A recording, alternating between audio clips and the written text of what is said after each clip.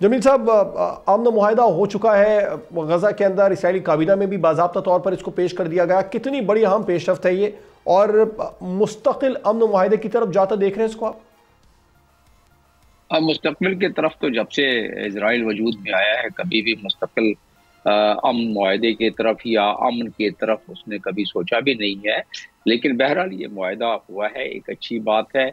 और इसमें कलीदी जो किरदार अदा किया है वो ट्रंप फैक्टर ने किरदार अदा किया है। बाकी भी इसमें बहुत सारे फैक्टर्स हैं, मैं उस पर आ जाता हूँ। और वो इस वक्त इसकी ज़रूरत भी थी। तकरीबन 46,899 तकरीबन 47,000 अफराद शहीद हो चुके हैं। मलबा वहाँ कोई तकरीबन 43,000 मलबा वहाँ पड़ा हुआ है। लोगों की जानें गई हैं। वहाँ यूएन स्टाफ 200 से ज़्यादा जो है जहाँ बाग हुए हैं।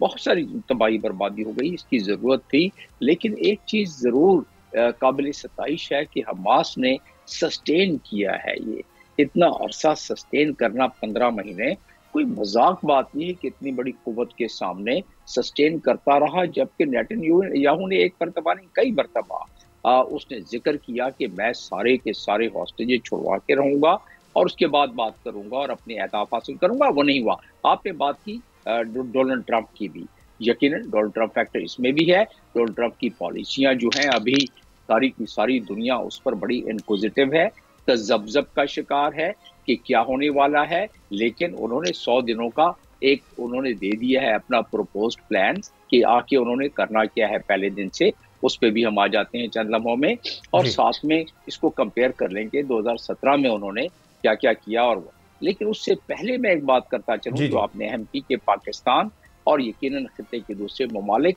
जियोपॉलिटिकल तनाजुर में वो कहाँ खड़े हैं। जियोपॉलिटिकल तनाजुर में आपने देखा कल जो डेवलपमेंट हुई है, पुतिन और रशिया और ईरान ने साइन किया है, वो देखने में तो ज़ाहिरी तौर पर वो एक बिजली घर उसका है न्यूक्लियर का, लेकिन उसके पीछे पर्दा बहुत सारी और बातें हैं। सब्सक्राइब करें और बेल दबाएं ताकि कोई खबर रह न जाए।